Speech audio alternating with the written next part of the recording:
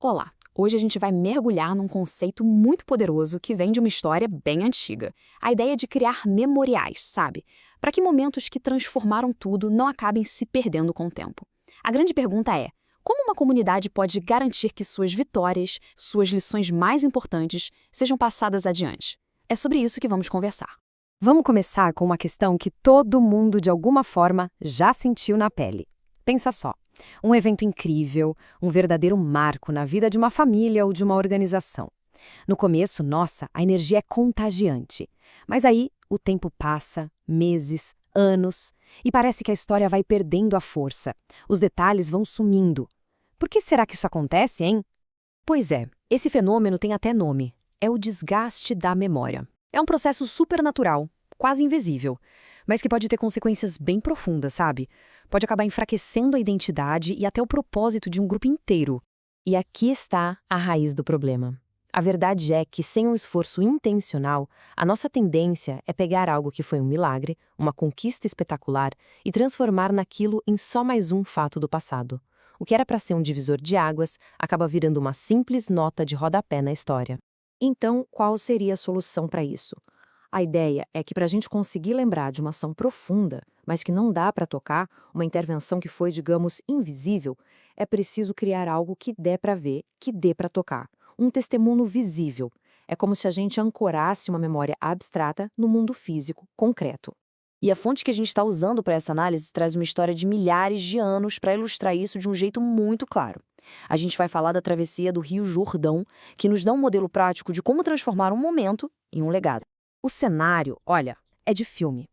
Segundo a narrativa de Josué, um povo inteiro se depara com um rio enorme, com correnteza forte. E, de repente, as águas se abrem e eles atravessam com os pés no seco. Um evento assim, totalmente extraordinário, um verdadeiro milagre. Agora, a parte mais interessante vem logo depois. A tentação, claro, seria comemorar e correr para seguir em frente, né? Mas a ordem que vem é outra e é bem clara. Parem, não avancem. Antes de qualquer coisa, registrem o que acabou de acontecer aqui.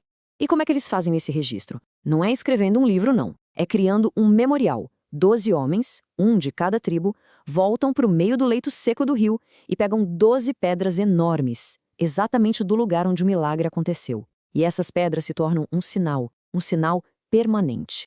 E aqui está o pulo do gato. O memorial foi construído com um propósito muito específico. Ele foi feito para provocar uma pergunta. Foi projetado para que as gerações futuras olhassem para aquele monte de pedras e cutucassem os pais. Pai, mãe, o que é isso aí? O que significam essas pedras? É literalmente um gatilho para contar a história. E isso nos leva direto para a próxima etapa. Porque não adianta só lembrar por lembrar. A memória precisa ser transformada numa lição que forma as pessoas. Vamos ver como o texto sugere que isso aconteça na prática? O processo todo pode ser resumido em 3 passos. Eles são simples, mas olha, muito poderosos. Primeiro, reconhecer o que aconteceu. Segundo, registrar o evento de um jeito tangível, físico, como as pedras.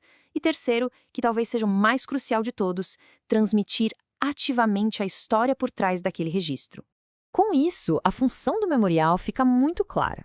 As pedras em si não tinham nenhum poder mágico. O verdadeiro poder delas era manter viva a consciência do que tinha acontecido, funcionando como um lembrete constante que simplesmente não deixava a história morrer.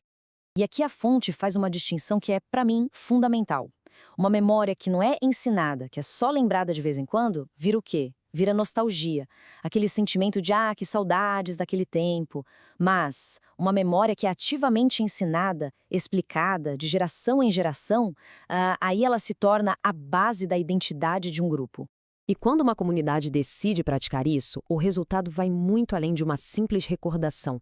As histórias que são ensinadas começam, de fato, a forjar uma identidade coletiva. O resultado é realmente transformador. A história de um evento do passado se torna fé para os desafios do presente. Os valores que foram vividos naquele momento se integram na cultura do dia a dia. E a clareza sobre o que foi feito lá atrás dá uma força enorme para a missão futura. A conclusão é bem direta, né? Entender as próprias pedras de memória funciona como uma espécie de bússola. Quando se sabe claramente de onde veio, quais foram os momentos que definiram o grupo, fica muito mais fácil ter um roteiro claro de para onde ir. E tem mais, o propósito final, segundo o texto, não era só interno, para eles mesmos.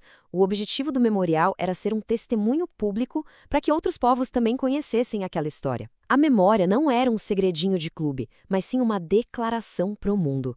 Agora a reflexão toda nos convida a trazer esse princípio para a nossa realidade. A pergunta deixa de ser sobre uma história antiga e passa a ser sobre o nosso presente. Quais são os rios de Jordão que já foram atravessados? Quais são aqueles eventos fundadores, as vitórias que pareciam impossíveis, as lições aprendidas do jeito mais difícil que simplesmente não podem ser esquecidas? E mais importante ainda, quais são as pedras que foram levantadas para garantir que essas histórias continuem sendo contadas? E essa é a grande virada de chave. A ideia das pedras de memória não é de forma alguma prender as pessoas ao passado. É exatamente o contrário. É usar as histórias do que já foi superado como combustível, sabe? Como um impulso para encarar os desafios que ainda estão por vir. A memória, quando ela é ensinada, não é uma âncora. Ela é um motor.